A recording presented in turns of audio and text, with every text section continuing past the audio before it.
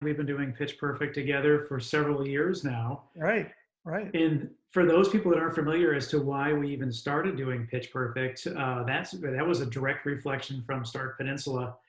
Because when we first started Start Peninsula several years ago, we realized at the time it was done on a Friday night, and then the first people would get up there to pitch their idea, and it was very, I will put it nicely, that it was very evident that people had not practiced their pitch. right. So Well, then we and I had, think also evident that people were not self-aware. They had right, no idea what they even looked like. Had no idea if their if their idea made sense, if they were able to explain it. And I think as well as you say, because they hadn't practiced, they just had it in their head.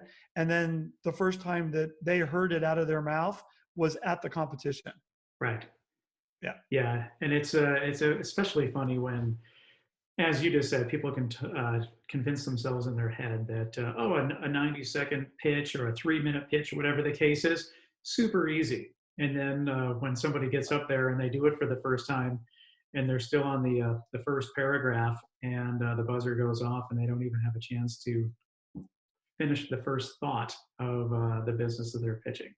Oh yeah. And I would bet if the folks that do stuff at Start Peninsula, the pitchers, that they probably, I come from a musical background, and I've been in singing competitions and group singing competitions, and I can tell you that most of the competitions I was in was 2 songs, and each one was about 3 minutes.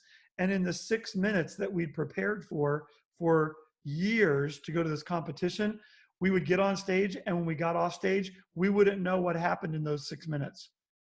No idea what occurred.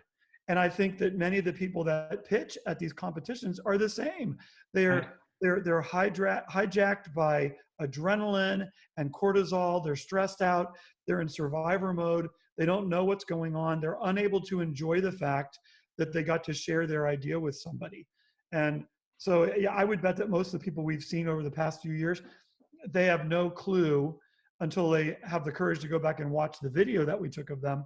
They have no Right. clue what they even did. That 3 minutes or 90 seconds or 5 minutes or whatever it is a blur to them, and they're really not aware of what they said. Yeah. And